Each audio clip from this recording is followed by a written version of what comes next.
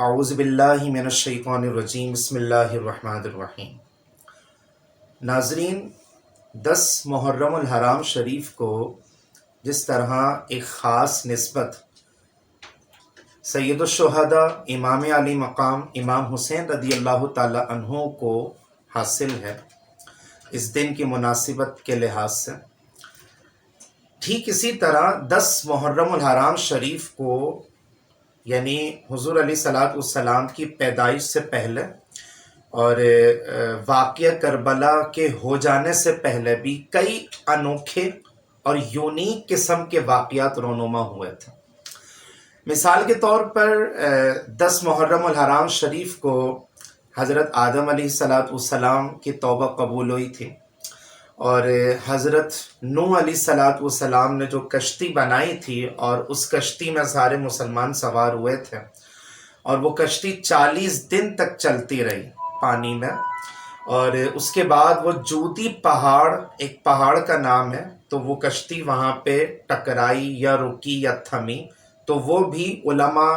نے لکھا ہے کہ 10 محرم الحرام شریف کا مبارک دن تھا۔ اسی طریقے سے حضرت یعقوب علیہ السلام اور حضرت یوسف علیہ السلام کے درمیان جو ایک جدائی کا مرحلہ تھا، جدائی کا جو پروسیس تھا، اور دونوں باپ بیٹے ایک طویل آزمائش کا مرحلہ گزارنے کے بعد جس دن ملے تھے تو علماء فرماتے ہیں کہ وہ بھی 10 محرم الحرام شریف کا دن تھا۔ اسی طریقے سے 10 محرم الحرام شریف کو حضرت سلیمان علیہ السلام کو سلطنت عطا کی گئی اور ان کو پوری دنیا کا بادشاہ بنایا گیا، اور اسی طریقے سے ہمارے سب سے آخری نبی حضرت محمد مصطفیٰ صلی اللہ علیہ وسلم کا نکاح حضرت خدیجۃ الکبریٰ رضی اللہ تعالی عنہا سے جو ہوا تھا، جو جس دن اور جس تاریخ کو ہوا تھا، وہ 10 محرم الحرام شریف کا دن تھا۔ اور اسی طریقے سے جو قیامت قائم ہوگی، علماء نے لکھا کہ وہ بھی 10 محرم الحرام شریف کا دن تھا۔ تو یہ سمجھیں کہ کوئی عام دن نہیں ہے، یہ بڑا خاص دن ہے، اور اس دن کو عبادت میں گزارنا چاہیے، ڈھول تماشے گانے باجوں سے پرہیز کرنا چاہیے۔ اس پر میں انشاءاللہ آخر میں تبصرہ کروں گا۔ ہوا یہ، کتب حدیث میں آتا ہے کہ جب رسول اللہ صلی اللہ علیہ وسلم آپ نے مکہ ٹو مدینہ مائیگریٹ کی تھی، تو یہودیوں کو دیکھا کہ وہ 10 محرم الحرام شریف کا روزہ رکھ رہا۔ تو ہمارے آقا صلی اللہ علیہ وسلم نے پوچھا کہ آپ لوگ 10 محرم الحرام شریف کا روزہ کیوں رکھ رہے ہیں؟ تو یہودیوں نے عرض کیا کہ یا رسول اللہ صلی اللہ علیہ وسلم، 10 محرم الحرام شریف کو اللہ تبارک و تعالی نے ہم لوگوں کو یعنی یہودیوں کی جماعت کو فرعونیوں سے آزادی دی تھی، یعنی جو فرعون وغیرہ کا جو لشکر غرق ہوا تھا وہ بھی 10 محرم الحرام شریف کا دن تھا، تو شکرانے کے طور پر ہم 10 محرم الحرام شریف کو روزہ رکھتے ہیں اور اللہ تبارک و تعالیٰ کا شکر ادا کرتا ہے۔ تو رسول اللہ صلی اللہ علیہ وسلم، ظاہر سی بات ہے ان کو خوشی ہوئی تھی، تو ارشاد فرمانے لگے کہ بھئی ہم زیادہ حقدار ہیں حضرت موسیٰ علیہ السلام کے، ہم بھی اس دن روزہ رکھیں گے اور ہم بھی اس دن کو سیلیبریٹ کریں گے۔ تو بعض کتابوں میں آیا اور بعض روایتوں میں آیا کہ یہ تاکید کی گئی کہ صرف ایک دن کا روزہ نہ رکھا جائے، بلکہ 9 اور 10 کا روزہ رکھا جائے یا 10 اور 11 کا روزہ رکھا جائے تاکہ یہودیوں سے مشابہت نہ ہو جائے۔ اسی طریقے سے حضرت ابو قتادہ رضی اللہ تعالی عنہ روایت کرتے ہیں کہ رسول اللہ صلی اللہ علیہ وسلم نے ارشاد فرمایا کہ جو شخص 10 محرم الحرام شریف کا روزہ رکھے گا تو اللہ تبارک و تعالی اس روزے کو اس روزہ رکھنے والے شخص کے حوالے سے سال بھر کے گناہوں کا کفارہ بنا دے گا۔ یعنی کتنی بڑی فضیلت ہے، اور یہاں تک کہ ہمارے آقا صلی اللہ علیہ وسلم نے ارشاد فرمایا، اب جو میں آپ کو بات کہنے والا ہوں اور جو میرے آج کے لیکچر کا جو ٹاپک ہے کہ اگر آپ یہ کام کر لیں گے تو آپ کو سال سال مال و دولت کی فراوانی ملے گی، وہ وظیفہ آپ لوگ سن لیں، اور وہ طریقہ آپ لوگ سن لیں، وہ انشاءاللہ ہم بھی کریں گے، آپ بھی کیجئے گا 10 محرم الحرام شریف کو۔ میرے آقا صلی اللہ علیہ وسلم نے ارشاد فرمایا کہ جو شخص اپنے گھر والوں کے اوپر رزق کے حوالے سے یا فائنینشلی حوالے سے یا مال و دولت کے حوالے سے کشادگی پیدا کرے گا اپنے گھر والوں کے اوپر، تو اللہ تبارک و تعالی پورا کا پورا سال اس شخص کے اوپر رزق کے حوالے سے اور مال و دولت کے حوالے سے کشادگی پیدا فرما دے گا۔ یہ ہے آج کا جو جسے ہم کہتے ہیں نا کہ سب ٹائٹل، کہ اصل میں یہ وظیفہ تھا جو ہم نے اوپر آپ کو بتایا تھا۔ اب اسلام کیا کہتا ہے، اسلام کا اوپینین کیا ہے، اسلام کا نظریہ کیا ہے کہ ایکچولی 10 محرم الحرام شریف کا جو ڈے ہے وہ ہمیں گزارنا کس طرح چاہیے۔ اسلام تو کہتا ہے کہ آپ رزق کے حوالے سے اور فائنینشلی حوالے سے اپنے گھر والوں کے اوپر کشادگی پیدا کریں۔ اسلام یہ کہتا ہے کہ 10 محرم الحرام شریف کو ہم روزہ رکھیں۔ اسلام یہ کہتا ہے کہ ہم 10 محرم الحرام شریف کو اللہ تبارک و تعالیٰ کا شکر ادا کریں۔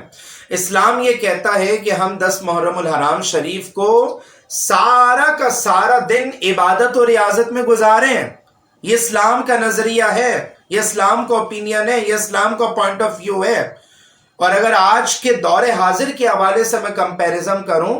کہ نہ جانے آج ہم مسلمان کن چیزوں میں مبتلا ہو گئے اور کن خرافات میں ہم لوگ مبتلا ہو چکے ہیں اور کس طرح کی بدعتوں کے اندر ہم لوگ مبتلا ہو چکے ہیں۔ ڈھول تماشے کرنا، گانے باجے کرنا، اور جو ہے نا وہ روڈوں کو بلاک کر دینا، اور عبادت کے معاملات نہ کرنا، اور جو ہے نا وہ سمجھیں کہ شور شرابہ کرنا۔ شاید ہم یہ سمجھ بیٹھے ہیں کہ 10 محرم الحرام شریف کا دن ایکچولی اس طرح سے سپینڈ کرنا چاہیے، گزارنا چاہیے۔ نہیں ناظرین، ایسا نہیں ہے۔ اسلام کا نظریہ اگر آپ لوگ سمجھنا چاہتے ہیں اور قرآن و حدیث کیا کہتے ہیں 10 محرم الحرام شریف کا دن سیلیبریٹ کرنے کے اعتبار سے، اگر آج آپ کو میری گفتگو سمجھ میں آ رہی ہے کہ بھئی ہماری سوسائٹی میں اور ہمارے معاشرے کے اندر چل کے آ رہا، تو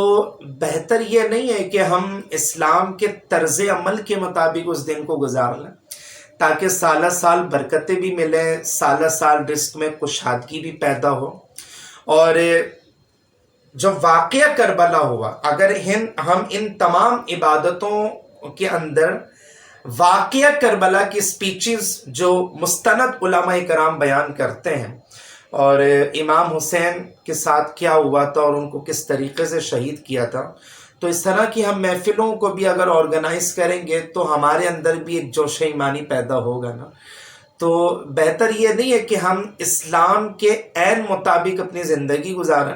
اور 10 محرم الحرام شریف کا دن ہمیں گزارنا کس طریقے سے چاہیے۔ تو میرے یہ لیکچر آپ پورے گھر والوں کو سناتے ہیں۔ میں نے آپ کو جو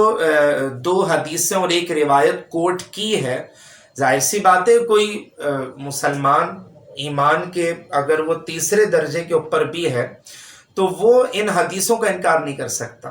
وہ امام حسین کی قربانیوں کا انکار نہیں کر سکتا۔ تو ہوا کچھ تھا اور ہم لوگ اس دن کو سیلیبریٹ جس انداز سے کر رہے ہیں نا ناظرین، ہمیں اس حوالے سے غور و فکر کر لینا چاہیے کہ کہیں ایسا نہ ہو کہ غلط طریقے سے یہ دن سیلیبریٹ کرنے کی وجہ سے اور جو مختلف خرافات ہیں اور جو مختلف بدعتیں ہم نے اسلام کا ٹائٹل لگا کر کے اس دن کو ہم نے منانا شروع کر دیا، کہیں ایسا نہ ہو کہ کل قیامت میں امام علی مقام امام حسین رضی اللہ تعالیٰ عنہ ہم سے کہیں ناراض نہ ہو جائیں۔ تو پھر یہ بتائیں کہ پھر کس کے دربار میں جائیں گے، کس کو منائیں گے؟ اگر حضور علیہ الصلوۃ والسلام کے نواسے اگر ہم سے ناراض ہو گئے تو پھر کس کو منائیں گے، کس کو کنونس کریں گے؟ تو اگر میری یہ گفتگو اکارڈنگ ٹو اسلام، میں نے بالکل 100% آپ کو اسلام کا ایک اوپینین بیان کیا، اسلام کے کچھ نظریات میں نے بیان کیے، اور یہ بھی بتا دیا کہ ہمیں بدعتوں سے بچنا ہے اور ہمیں خرافات سے بچنا ہے اور ہمیں گناہوں سے بھی بچنا ہے۔ تو اگر آپ کو میری یہ گفتگو پسند آ گئی ہے تو سب سے پہلے تو آپ نے لائک کرنا، اس کے بعد آپ نے جو میرے لیکچر کے نیچے جو کمنٹس ایریا ہوتا ہے اچھے اچھے کمنٹس بھی کرنا ہے، اور